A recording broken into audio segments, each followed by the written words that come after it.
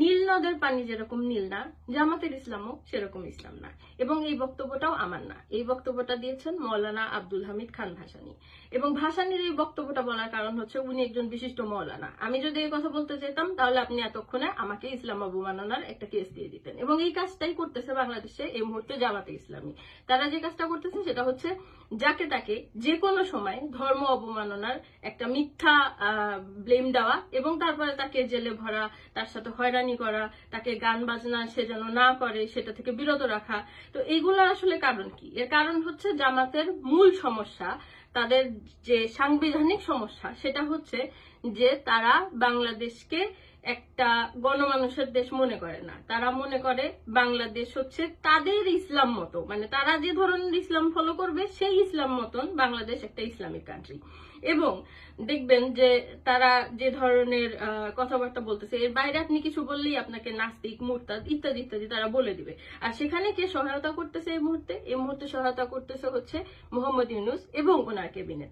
এখানে যারা বসে আছেন, এই যে মুস্তফা সরোয়ার ফারুকী, ওনারা সুন্দর সুন্দর ড্রোন শো করতেছেন, কিন্তু যখন আপনি ওনাদের কাছে গিয়ে বলবেন ভাই একজন বাউলকে তো ধরা হয়েছে, আপনি ওনাদের কোনো মুখ দেখতে পাবেন না। তো মুস্তফা সরোয়ার ফারুকের একটা সিনেমা ছিল টেলিভিশন, সেখানেও একটা ক্যারেক্টার ছিল এরকম।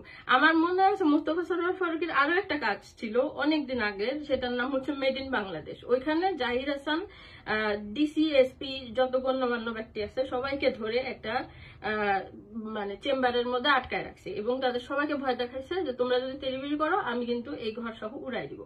তো আমার কাছে মাঝে মাঝে মনে হয় মুস্তফা সরোয়ার ফারুকী এবং ওনাদের যে ক্যাবিনেট এই মুহূর্তে বাংলাদেশে অথর্ব হিসেবে বসে আছে এবং তৌহিদের জন্য তাকে পেলে পুষে বড় করতেছে। আমার ইচ্ছা করে মাঝে মাঝে ওনাদেরকে একটু ভয় দেখায় ওই চেম্বারের মধ্যে আটকায় রাখি, কারণ এটা ছাড়া আর আমার কাছে কোন ধরনের সমাধান এই মুহূর্তে মাথায় কাজ করতেছে না। দ্বিতীয়ত আমি আর একটা কথা বলি, সেটা হচ্ছে জামাতে ইসলামীকে দেখবেন তারা সব সময় কবিতা, গান সবকিছুকে ইসলামাইজড করে। যেমন ধরেন কাজী নজরুল ইসলাম হচ্ছে ইসলামের কবি, কেননা কাজী নজরুল ইসলাম বলেছেন মসজিদের পাশে ওনাকে কবর দিতে, মসজিদেরই পাশে আমায় কবর দিও ভাই।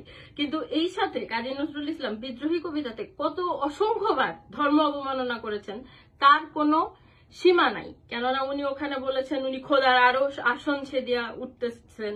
এক জায়গায় উনি বলতেছেন যে আমি রুশে উঠি যবে ছুটি মহাকাশ ছাপিয়া, ভয়ে সপ্ত নরক হাবিয়া দুজক নিবে নিবে যায় কাঁপিয়া। এরকম নজরুলের অসংখ্য অসংখ্য অসংখ্য কবিতা, গান, গজল সবখানে উনি হচ্ছে নিজের ক্রিটিসাইজ